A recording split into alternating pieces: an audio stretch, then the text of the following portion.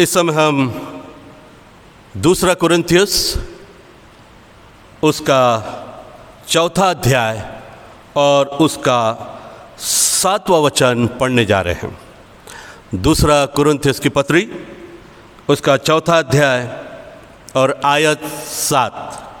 2 Corinthians chapter 4 and verse 7 यूँ लिखा हुआ है, परंतु हमारे पास वह धन मिट्टी के बर्तनों में रखा है कि यह असीम सामर्थ हमारी ओर से नहीं वरन परमेश्वर की ओर से ठहरे। आइए हम प्रार्थना करें। प्यारे खुदावन, हम आपके पवित्र पवित्र चरणों में आते हैं। धन्यवाद देते प्रभु कि तूने हमें अवसर दिया कि हम आपके पवित्र कलाम में से, आपके पवित्र वचनों में से पढ़ सके, सुन सके, मनन कर सके। और हम तुझसे दुआ मांगते प्रभु और विनती करते हैं कि अपने पवित्र कलाम के द्वारा हमसे तू बातचीत कर, कि हम हमारे मनों को तेरे वचन के प्रकाश में टटोल सके, क्योंकि तेरे वचन के खुलने से प्रकाश होता है। और प्रभु, हम अपने आप को जांच सके कि क्या हम उस प्रकाश में चल रहे हैं। इसलिए तेरा कलाम हम हर एक के लिए आशीष का कारण हो, यह तुझसे हम दुआ मांगते प्रभु। और बोलने वाला मैं नहीं, लेकिन तेरा पवित्र आत्मा हमसे बात करे। दुआ को यीशु के नाम से मांगते, इसलिए सुनर कबूल कर, आमीन। प्रेज द लॉर्ड अजीजों, हमने पढ़ा है दूसरा कुरिन्थियस की पत्री उसका चौथा अध्याय और उसका 7वां वचन। और इस वचन के पहली लाइन में हमने इस प्रकार से पढ़ा है, परंतु हमारे पास यानी मेरे और आपके पास, हर विश्वासी के पास, हर प्रभु के पीछे चलने वाले के पास वह धन, इस शब्द को आप स्मरण रखें, वह धन मिट्टी के बर्तनों में रखा है। यह परमेश्वर का कलाम है। और मेरे प्यारों, यहाँ पर हम देखते हैं कि दो मुख्यतः बातों का वर्णन किया गया है कि ये जो धन है मिट्टी के बर्तन में रखा गया है। सर्वप्रथम इस बात को हम देखेंगे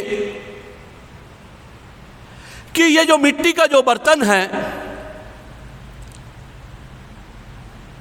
ये मैं और आप है।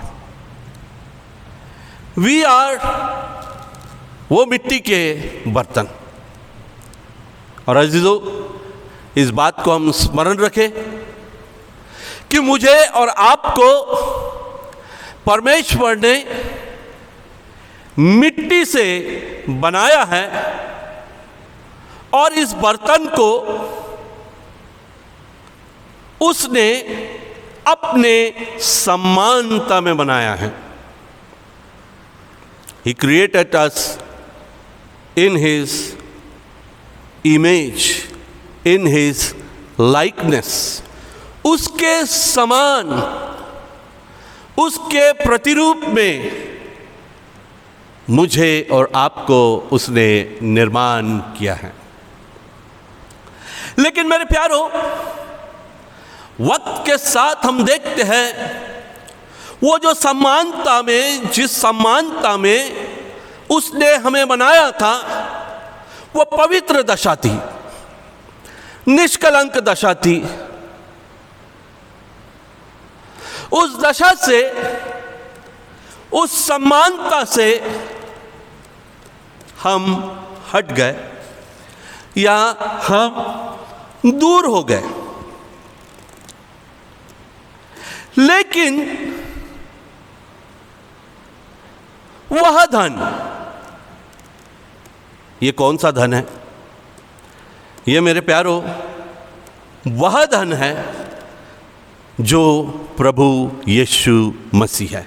इस धन पर हम आएंगे, लेकिन हम इस बात को देख रहे हैं कि परमेश्वर ने हमें अपनी समानता में, अपने प्रतिरूप में, अपने इमेज में, अपने लाइकनेस में बनाया था। लेकिन उस समानता से जब हम दूर हो गए तो यह जो मिट्टी का बर्तन है बेडोल हो गया। सुडोल नहीं, बेडोल हो गया। लेकिन मेरे प्यारो, हम परमेश्वर को धन्यवाद देते इस वचन के अनुसार कि उसने वह धन, यह धन जो है मसीह यीशु है, और यह धन उन्हें दिया गया है।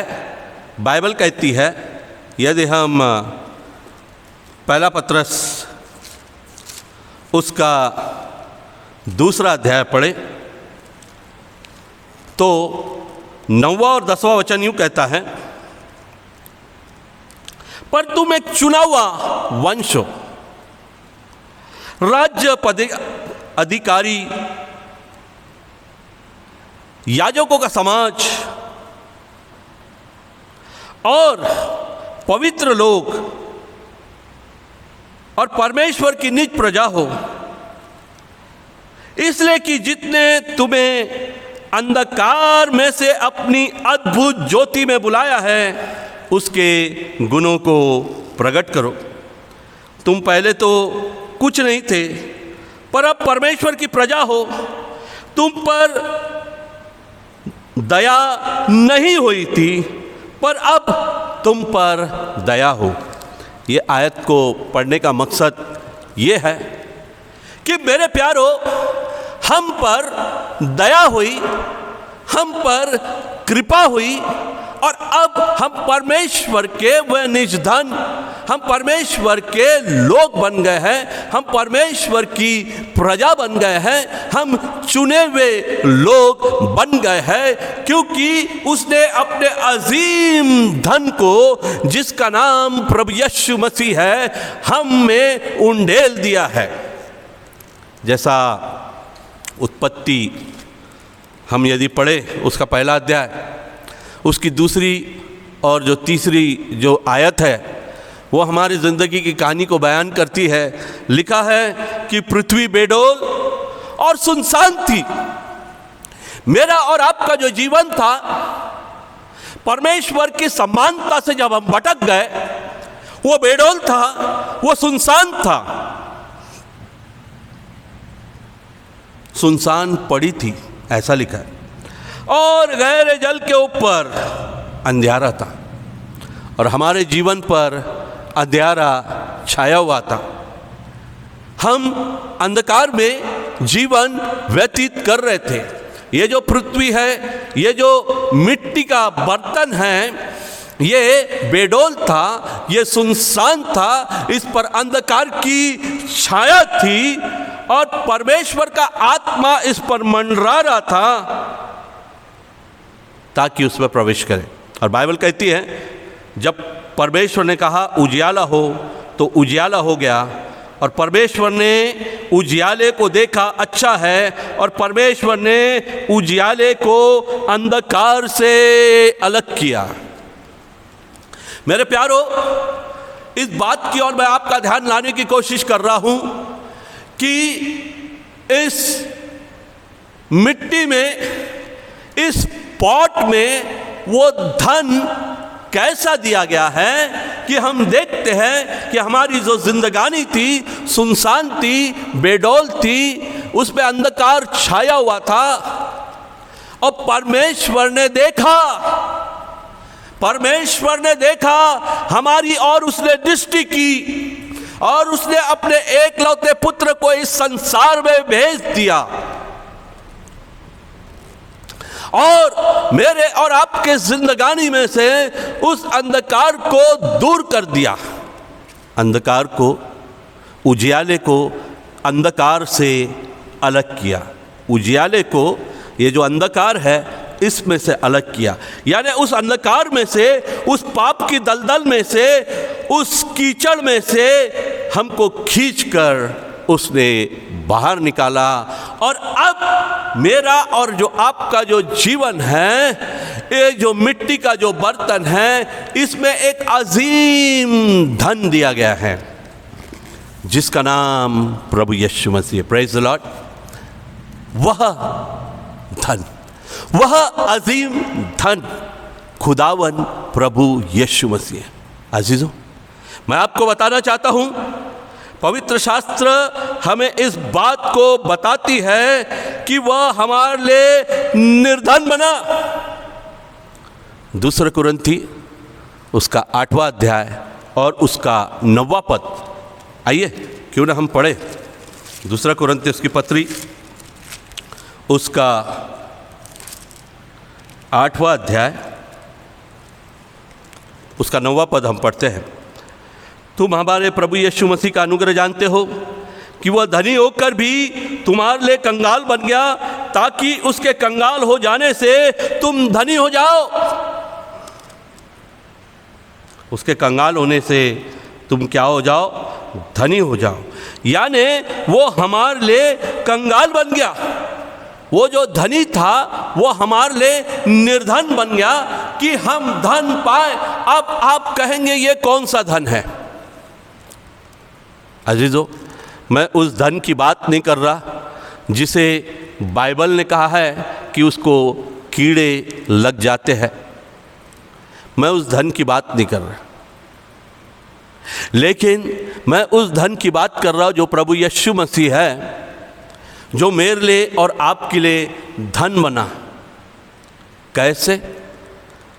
आपको मालूम है वो हमारे लिए कैसे धन बना? वो क्या धन बना? किस प्रकार से वो हमारे लिए धन बना?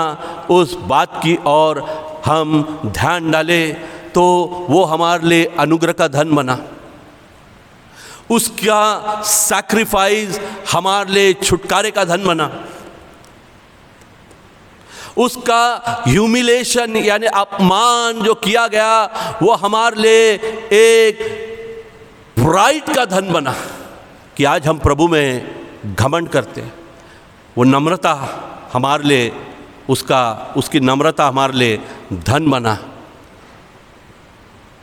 प्रियो, मैं सोचता हूँ यदि हम यशायाह उसका 53 अध्याय पढ़े तो हमें मालूम पड़ता है कि वो हमारे लिए धन कैसे बना।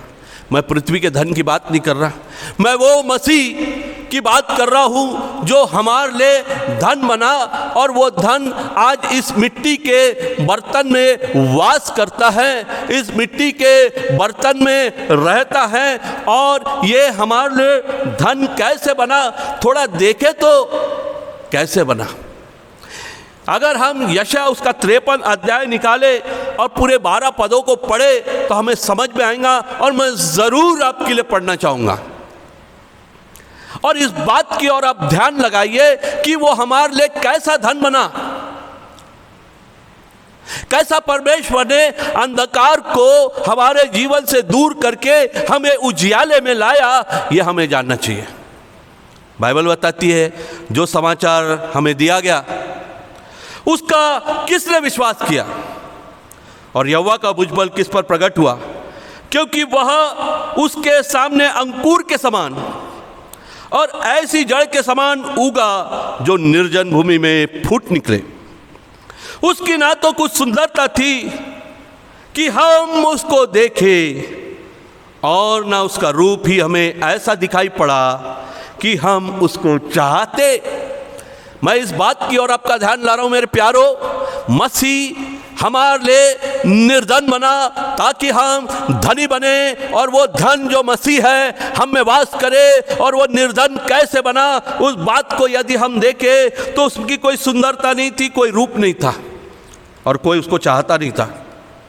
तीसरा वचन, वह तुच्छ जाना जाता और मनुष्य का त्यागा हुआ था। वह दुखी पुरुष था, रोग से उसकी जान पहचान थी और लोग उससे मुख फेर लेते थे। वह तुच्छ जाना गया और हमने उसका मूल्य ना जाना। निश्चय उसने हमारे रोगों को सह लिया और हमारे ही दुखों को उठा लिया, तो भी हमने उसे परमेश्वर का मारा कुटा दुर्दशा में पड़ा हुआ समझा। परंतु वह हमारे अपराधों के कारण घायल किया गया, वह हमारे अधर्म के कामों के कारण कुचला गया। हमारे शांति के लिए उस पर ताड़ना पड़ी कि उसके कोड़े खाने से हम चंगे हो जाएं। हम तो सब के सब भेड़ों के समान भटक गए थे, हम में से हर एक ने अपना अपना मार्ग ले लिया था, और यहोवा ने हम सबों के अधर्म का बोझ उस पर डाल दिया। वह सताया गया तो भी सहता रहा, उसने अपना मुंह न खोला। जिस प्रकार भेड़ वध होने के समय और भेड़ी ऊन कतरने के समय चुपचाप शांत रहती है, वैसे ही उसने भी अपना मुंह न खोला। अत्याचार करके और दोष लगाकर वे उसे ले गए। उस समय के लोगों में से किसने इस बात पर ध्यान दिया कि वह जीवितों के बीच में से उठा लिया गया? मेरे ही लोगों के अपराधों के कारण उस पर मार पड़ी। उसकी कब्र भी दुष्टों के संग ठहराई गई, और मृत्यु के समय वह धनवान का संगी हुआ, यद्यपि उसने किसी प्रकार का उपद्रव नहीं किया था और उसके मुंह से कभी छल की बात न निकली थी। और बाइबल आगे यह कहती है, तो भी यहोवा को यही भाया कि उससे कुचले, उसी ने उसको रोगी कर दिया। जब वह अपना प्राण दोष बलि करे तब वह अपना वंश देखने पाएगा, वह बहुत दिन जीवित रहेगा। उसके हाथ से यहोवा की इच्छा पूरी हो जाएगी। वह अपने प्राणों का दुख उठाकर उसे देखेगा और तृप्त होगा। अपने ज्ञान के द्वारा मेरा धर्मी दास बहुतेरे को धर्मी ठहराएगा, और उसके धर्म के कामों का बोझ और उनके अधर्म के कामों का बोझ आप उठा लेगा। इस कारण मैं उसे महान लोगों के संग भाग दूंगा और वह सामर्थियों के संग लूट बात लेगा, क्योंकि उसने अपना प्राण मृत्यु के लिए उंडेल दिया। वह अपराधियों के संग गिना गया, तो भी उसने बहुतों के पापों का बोझ उठा लिया और अपराधियों के लिए विनती करता है। Praise the Lord. मेरे प्यारो, मैंने ज़रूर यशायाह 53 आपके सम्मुख पढ़ा है कि आप जाने और मैं जानूं। ये जो मिट्टी का बर्तन है, जो मैं और आप हूँ, जिसे आज हम गर्व से कहते हैं कि मुझ में वो धन, वो मसीह वास करता है, मुझ में वो धन मसीह राज्य करता है, वो किस प्रकार से हमारे लिए निर्धन बना, उसकी पूरी व्याख्या यहाँ पर की गई है। It was not easy for him to become वह treasure for us, वह धन हमारे लिए बना। मेरे प्यारो, यानी उसने अपना सब कुछ हमारे लिए दे दिया।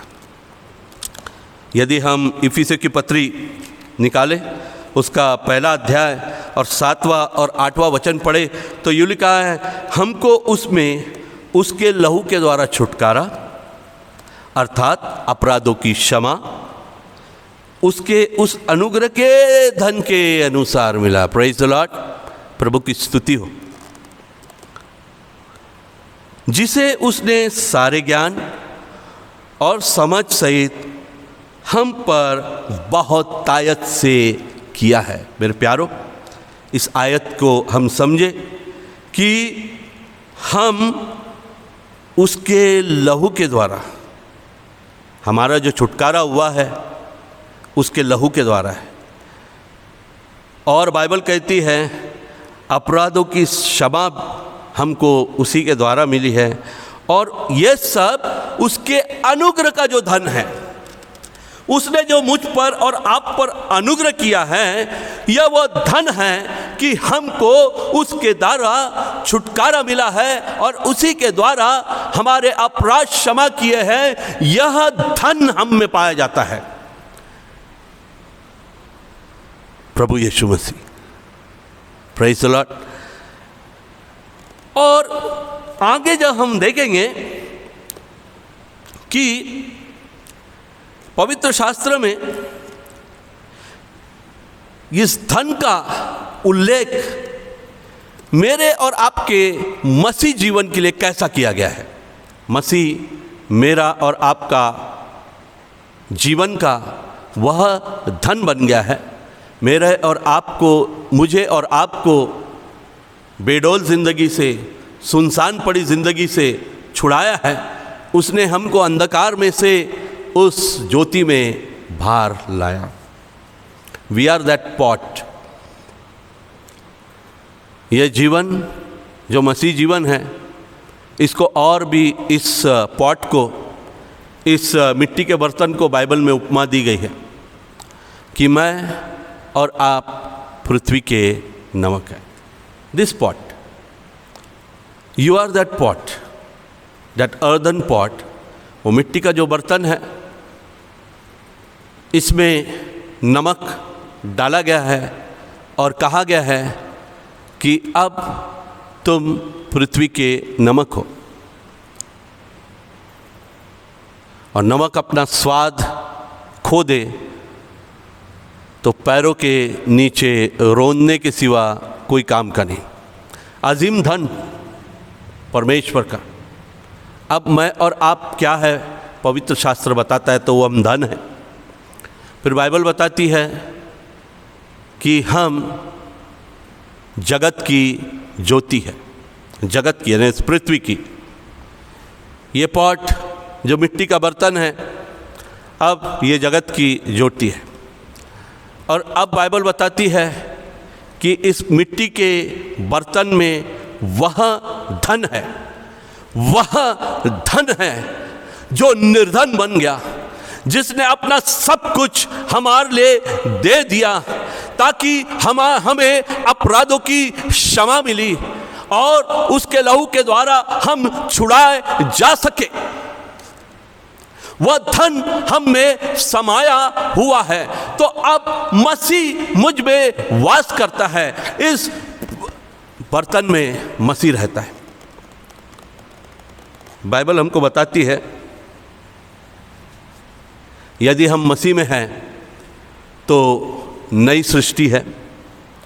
और बाइबल बताती है कि पुरानी जो बातें हैं वो क्या हो गई है, बीत गई है। देखो सब कुछ नया हो गया है। देखो सब कुछ नया हो गया। हाँ प्रियो, ये धन यदि मुझ में और आप में है तो मैं और आप पृथ्वी के नमक है, ज्योति है। और अब वह धन मसीह मुझ में वास करता है, मुझ में रहता है। तो बाइबल कहती है मसीह तुम में दिख पड़े। Let Christ be seen in you, and if Christ is seen in you and me, we are the new creation. All things are passed away and see everything has become new for you and me. Bible के कुछ पदों को यदि हम देखें और इसके आत्मिक अर्थों को अगर हम समझने की कोशिश करें कि ये जो धन है जो मसीह मुझ में और आप में समाया हुआ है, तो ये ट्रेजर हमारे लिए क्या क्या लाता है या हम कौन है उसमें, इस बात को हम समझते हैं। कुलुस्सी की पत्री उसका 2 अध्याय, और यदि मैं आपके सम्मुख उसका 2 और 3 पद पढ़ूं तो उसमें लिखा है ताकि उसके मनों में शांति हो और वे प्रेम से आपस में गठे रहे। प्रेम से आपस में क्या करे? गठे रहे। और वे पूरी समझ का सारा धन प्राप्त करें और परमेश्वर पिता के भेदों को अर्थात मसीह को पहचान ले, जिसमें बुद्धि और ज्ञान और सारे भंडार छिपे हुए। अब परमेश्वर जो अजीम धन मेरे और आपके अंदर है, तो हमें शांति हो, वो कहता है प्रेम से आपस में गठे रहे हम। और परमेश्वर का वचन यूं कहता है पूरी समझ का सारा धन, समझ, अंडरस्टैंडिंग। मसीह जीवन में हम अपनी समझ के अनुसार चलते हैं, इसलिए बाइबल कहती है अपनी समझ का सहारा ना ले, परंतु संपूर्ण मन से यहोवा पर भरोसा रखें। हम अपनी समझ, अपनी अंडरस्टैंडिंग का बहुत सहारा लेते हैं और उसके अनुसार हम चलते हैं, लेकिन बाइबल कहती है समझ का सारा धन हम प्राप्त कर ले, समझ का सारा धन हम प्राप्त कर ले। और आगे लिखा हुआ है और परमेश्वर पिता के भेदों को अर्थात मसीह को पहचान ले। यह समझ का सारा धन क्या है? हम मसीह को पहचाने, हम मसीह को जाने, हम मसीह के निकट आए। अब जो धन हम में है उसको हम पहचाने, उसको हम समझे, उसको हम जाने, हम उसको अपने जीवन में वास करने दें, हम अपने जीवन में उसको काम करने दें, अपने जीवन में हम मौका दें। अपनी समझ का सहारा न लें, अपनी अंडरस्टैंडिंग का सहारा न लें, लेकिन उसको अपने अर्थात पहचान ले और बुद्धि ज्ञान के सारे भंडार जिसमें छिपे हैं उसको अपने जीवन में हम काम करने दें। यशायाह उसके 33 और उसके 6 में इस प्रकार से लिखा है, यदि हम यशायाह निकाल ले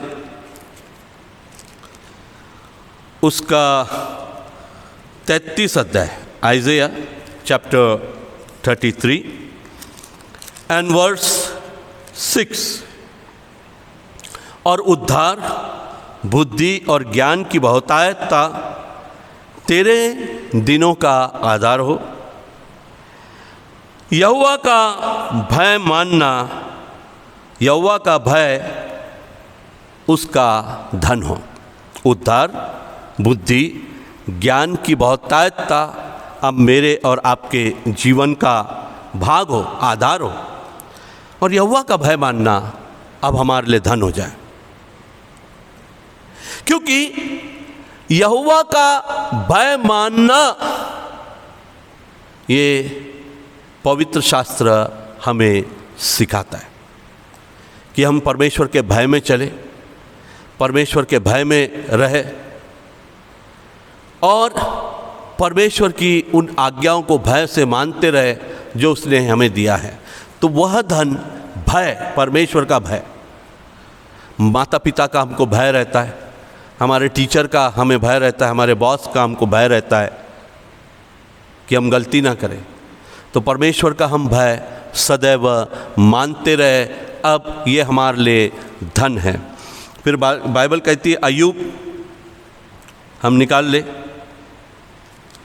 अय्यूब उसका 22 अध्याय जब हम पढ़ते हैं तो उसके 23, 24 और 25 में यूँ लिखा है,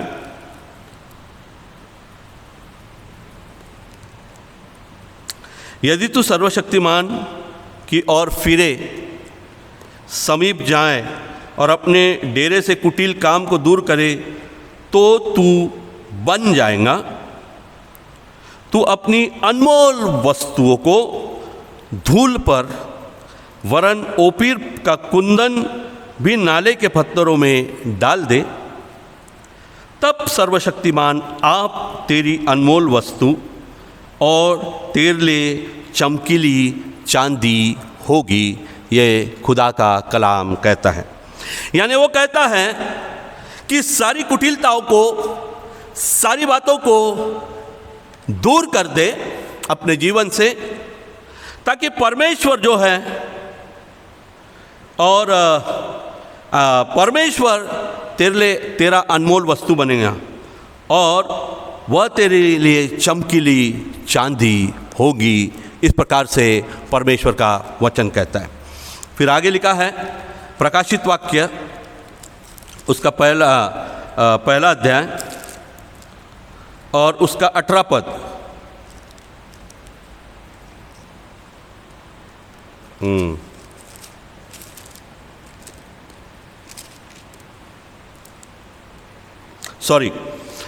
प्रकाशित वाक्य 3 अध्याय और 18 पद 17 से पढ़ते हैं। तू कहता है कि मैं धनी हूँ और धनवान हो गया हूँ और मुझे किसी वस्तु की घटी नहीं, और यह नहीं जानता कि तू अभागा और तुच्छ और कंगाल और अंधा और नंगा है। इसलिए मैं तुझे सम्मति देता हूँ कि आग में ताया हुए वह सोना मुझसे मोल ले कि तू धनी हो जाए, और श्वेत वस्त्र ले ले कि पहनकर तुझे अपने नंगेपन की लज्जा ना हो, और अपनी आंखों में सुरमा लगा ले कि सुरमे ले कि तू देखने लगे।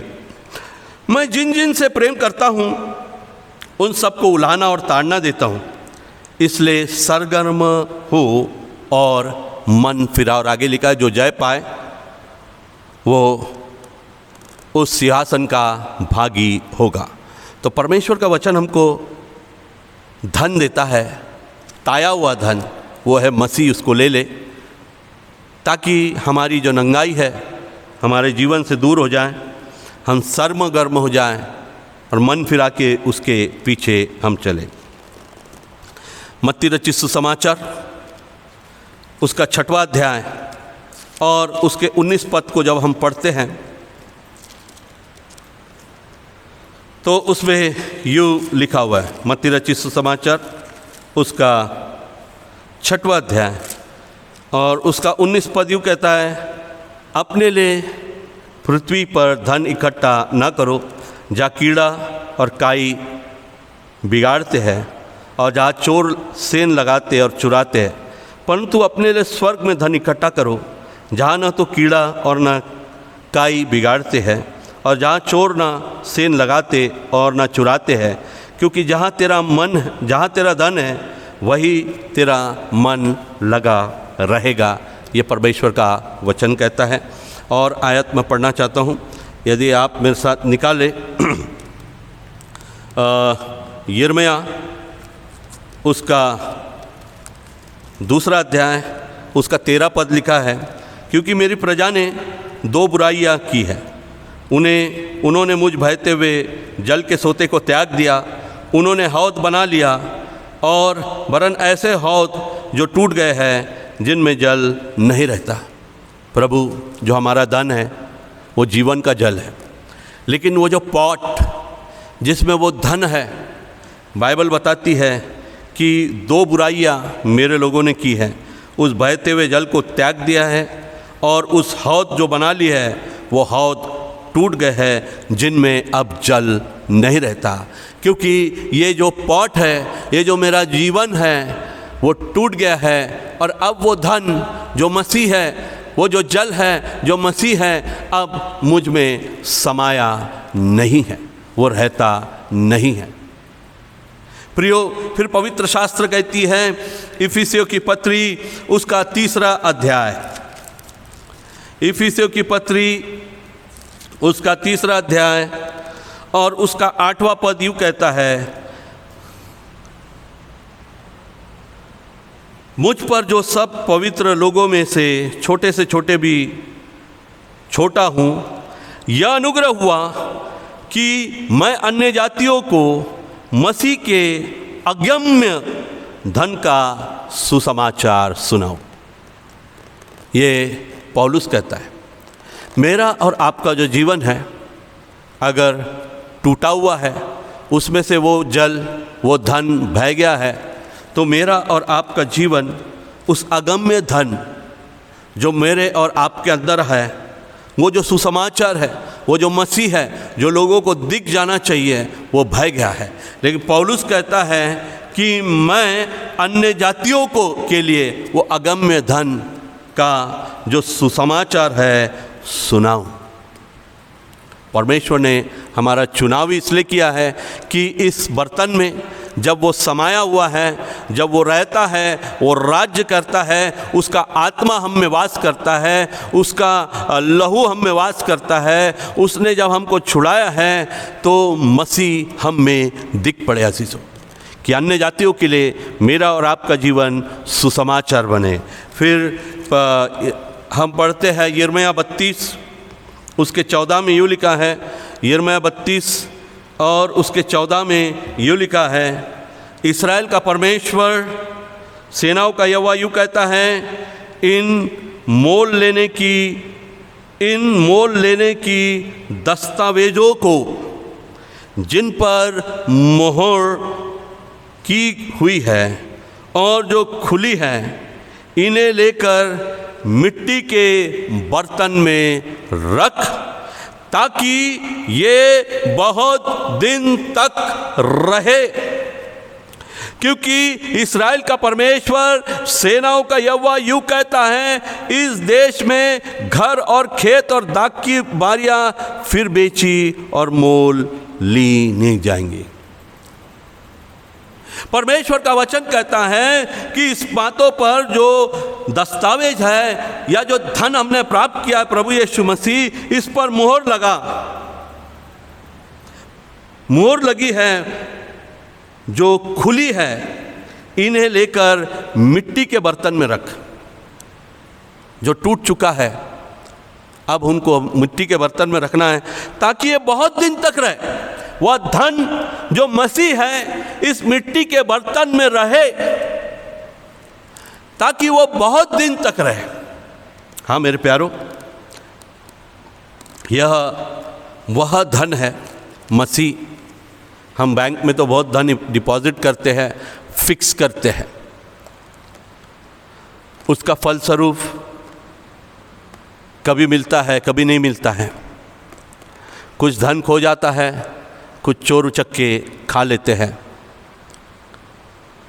बहुत से परेशानियों का उस डिपॉजिट में हमको कई बार सामना करना पड़ता है। लेकिन इस धन को जो मसीह है उसको डिपॉजिट करोगे तो वो फल पाओगे जो अनंत जीवन है। हाँ प्रियो, परमेश्वर के कलाम में हमने देखा है कि वह धन इस मिट्टी में रखा गया है। क्यों रखा गया है? ताकि ये बर्तन शुद्ध रहे, पवित्र रहे, परमेश्वर को भाता हुआ रहे, परमेश्वर की इच्छा पूरा करता रहे, परमेश्वर के भय में चलता रहे, परमेश्वर की समझ उसमें हो, परमेश्वर का ज्ञान का आत्मा इसमें हो। क्योंकि ये पाप के बंधन में से उसके लहू के द्वारा छुड़ाया गया है, स्वतंत्र किया गया है, मोल लिया है। और मसीह जो धन है हम में समाया हुआ है वो हमेशा रहे, ताकि वो भय ना जाए, उस टूटे हुए हौद में से निकल ना जाए। मेरे प्यारों, deposit Christ in you, He will rule you, He will guide you, He will show you the way, and that will be life for you। वो आपके लिए और मेरे लिए जो मसीह है, जो धन है, जिसने अपने आप को शून्य किया, वो हमारे लिए निर्धन बन गया। यशायाह 53 में हमने देखा किस प्रकार से वो हमारे लिए निर्धन बन गया, क्या क्या उसने किया और किस प्रकार से निर्धन बन के हमें उसने धनी बना दिया कि आज वह हम में वास करता है। तो प्रियो, होने दीजिए यह मसीह धन बनकर मेरे और आपके जीवन में राज करे और हम उस प्रतिफल को पाए जो खुदा ने अनंत जीवन के मिरास में हमारे लिए रखा है। प्रभु आप सबको बड़ी आशीष दे।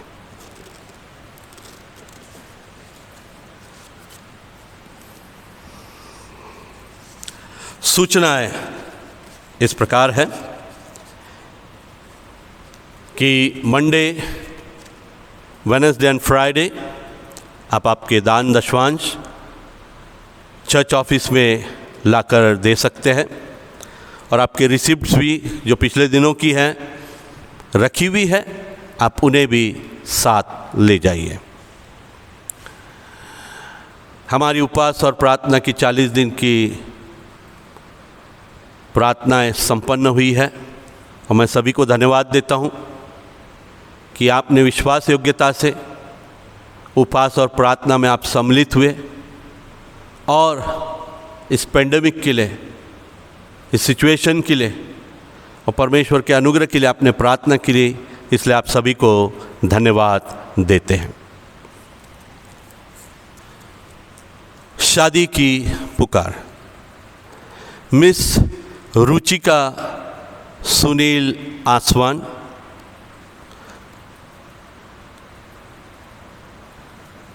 जो मिसेस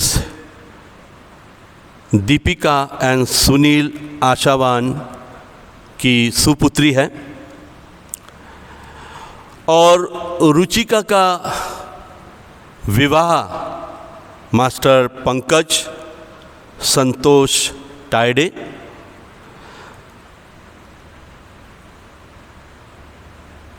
जो मिसेस एंड मिस्टर संतोष सुखदेव टाइडे के पुत्र है, इनके साथ दिनांक 20 अक्टूबर 2020 शाम 4 बजे 1840 CNI चर्च नागपुर में होना तय हुआ है। यह विवाह ना हो ऐसा उचित कारण यदि आपके पास है तो आप गवाह के साथ लिखित रूप में दें। यह विवाह की दूसरी पुकार है। आइए इस समय हम प्रार्थना करें। महान जीवित अनुग्रहकारी पिता परमेश्वर, हम आपको धन्यवाद देते आज की आराधना के लिए, आपके वचन के लिए, आपकी उपस्थिति के लिए। प्रभु धन्यवाद देते प्रभु कि तू हमारा परमेश्वर है, वो अजीम धन तू हमारे लिए बना और तू हमें वास करता है, इसलिए धन्यवाद देते हैं। हमारी कलीसिया पर, हमारी कलीसिया की सेवकाई पर तेरा बड़ा आशीष का हाथ होने दे।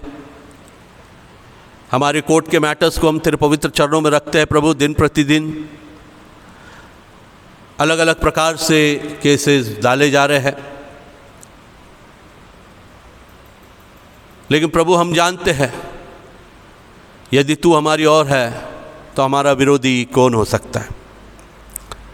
यह मंदिर तेरा है प्रभु, इसमें तू वास करता है और आज तक इस मंदिर को तूने अपने धर्म में दया भरे हाथ से संभाल कर रखा है, इसलिए आगे भी रख। और आने वाले सारे केसेस की पैरवियों को हमारे वकील साहब को तेरे हाथ में देते हैं, तूने तैयार कर अपनी आत्मा की अगुवाई से। प्रभु हम प्रार्थना करते हैं विशेष करके मिस्टर अजय हंस के लिए, जो प्रभु जी अभी भी स्वस्थ नहीं हुए हैं। तुझसे हम विनती करते हैं उनके लिए विशेष करके कि खुदावन तू उन्हें जल्द से जल्द स्वस्थ कर, उन्हें चंगा कर, उन्हें शिफा दे। सारे जीवाणु और कीटाणु जो कोरोना के उनमें पाए जाते हैं, यीशु के नाम से नष्ट किए जाएं, जलाए जाएं, उनके जीवन से दूर किए जाएं, ऐसी प्रार्थना करता हूँ। And let the healing rule him Lord. हम प्रार्थना करते हैं मिसेस शकुंतला जाधव के लिए, जो भी प्रभु बीमार हैं और उनका जल्द ऑपरेशन है। प्रभु हम उनके लिए प्रार्थना करते हैं कि खुदा बाप उन्हें भी तू शिफा प्रदान कर। और भी हमारे जितने अजीज़ बीमार हैं उन्हें तू शिफाएँ दे, चंगाई दे, ऐसी तेरे पवित्र चरणों में हम प्रार्थना करते हैं। और फिर से एक बार हम सारे हमारे परिवारों को तेरे चरणों में रखते हैं। हर एक परिवार पर तेरा आशीष का हाथ दे। हर एक परिवार प्रभु तेरे निकटता में चले, उनके जीवन से तेरी महिमा हो। और प्रभु होने दे तेरा नाम हर एक परिवार से ऊंचा किया जाए। हर एक परिवार को दुख, मुसीबत, क्लेश, संकट, बीमारी, विपत्तियों से, कोरोना से, सारी बातों से बचा कर रखना। तेरी महिमा और तेरी इच्छा हर एक परिवार से पूरी हो, ऐसी प्रार्थना। हर एक परिवार को तेरे लहू में छिपा कर रख, ऐसी प्रार्थना करते हैं। धन्यवाद देते फिर से एक बार प्रभु आज के तेरे वचन के लिए। हाँ प्रभु, वो अजीम धन तू हमारे लिए बना और इस मिट्टी का जो बर्तन जो पापी था उसे तूने हीम के समान श्वेत बनाया। इसमें तू वास करता है, रहता है। तू हमारे लिए निर्धन बना, तू हमारे लिए सताया गया, त्यागा गया। ओ प्रभु, तूने कैसा हम पर अनुग्रह किया। तेरा सैक्रिफाइस तूने हमारे लिए किया है प्रभु। वी थैंक यू कि तू एक ऐसा अजीम धन हमारे लिए बना प्रभु। ये पृथ्वी का धन जो हम डिपॉजिट करते हैं प्रभु, वो तो नष्ट हो जाएगा। यदि तुझे हम अपने जीवन में डिपॉजिट कर कर रखेंगे तो प्रभु वो फलदाय होगा, सुखदाय होगा। जीवन में हरियाली होगी, जीवन में शांति होगी प्रभु।